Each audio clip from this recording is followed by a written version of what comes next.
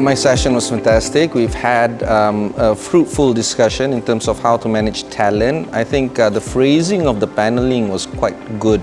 Alchemy of talent. It's how to find that concoction on post-modernity on managing talents in a very digitalized world versus the kind of regulatory requirements and the kind of structure that is needed to be part of this profession.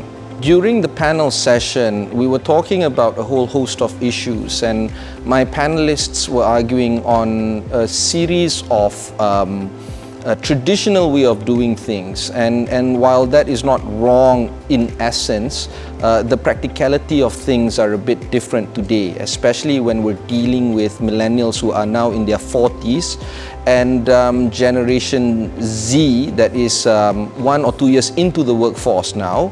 We have to now look into how we need to manage the future generation, and in terms of enticing them to join this profession.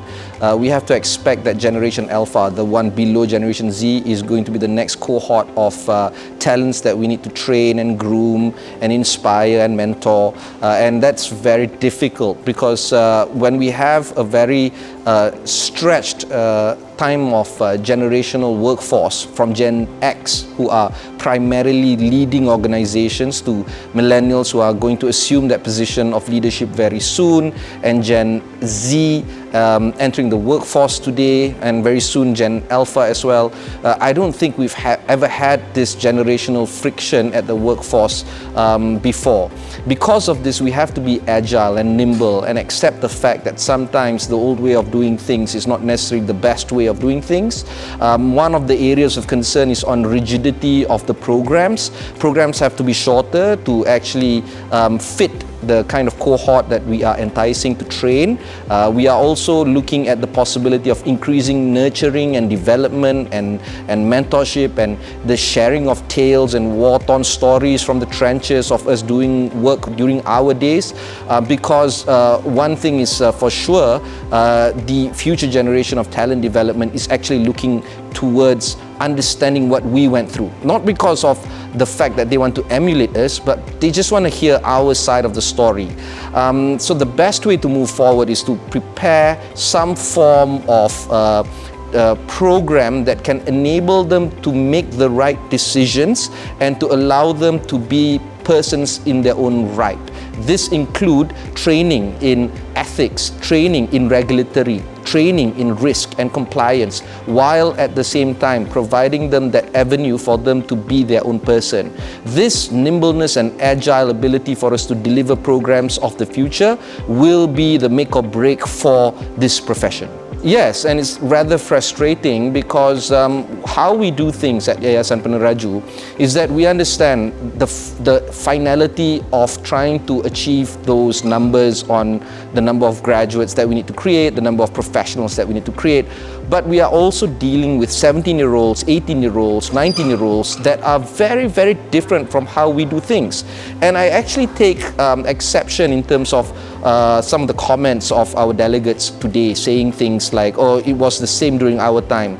I don't think so. I think today they are much more attuned to mental health, the need for them to be good social global citizens, and for them to have meaning and purpose in working at their own organization.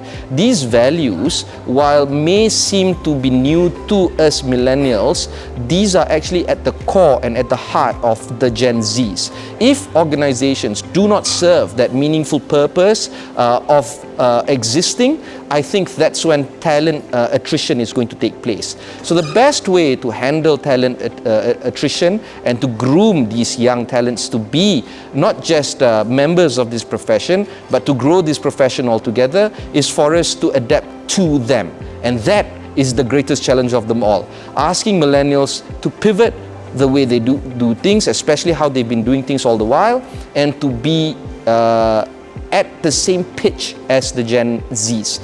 But maybe we can use this opportunity to reinvent ourselves, especially when it comes to trying to be young. not necessarily biologically speaking, but in terms of how we deliver purpose and meaning. And that's why through the ACCA values that we encounter, especially when Yayasan Peneraju works with ACCA, we actually embrace ACCA's ability to deliver ethics, code of conduct, code of behavior, professional due care. These are not buzzwords to the young. They actually live and breathe these kind of values. So let's take this opportunity to work closely with them and embrace this as the new norm and new culture to deliver value, especially to our young talents.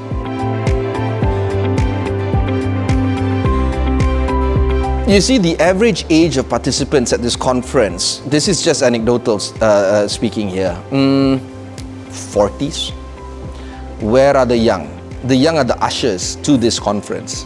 They should be the speakers at this conference, not just participants.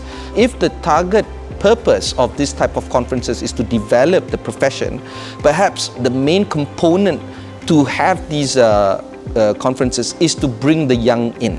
And I think I would like to see more young talents coming into these conferences, not just as participants, but as speakers themselves, so that they can share their experiences and their values and their hopes and their wishes, especially to us in the 4 series or 5 series age group, so that we can actually understand what they see in this type of work.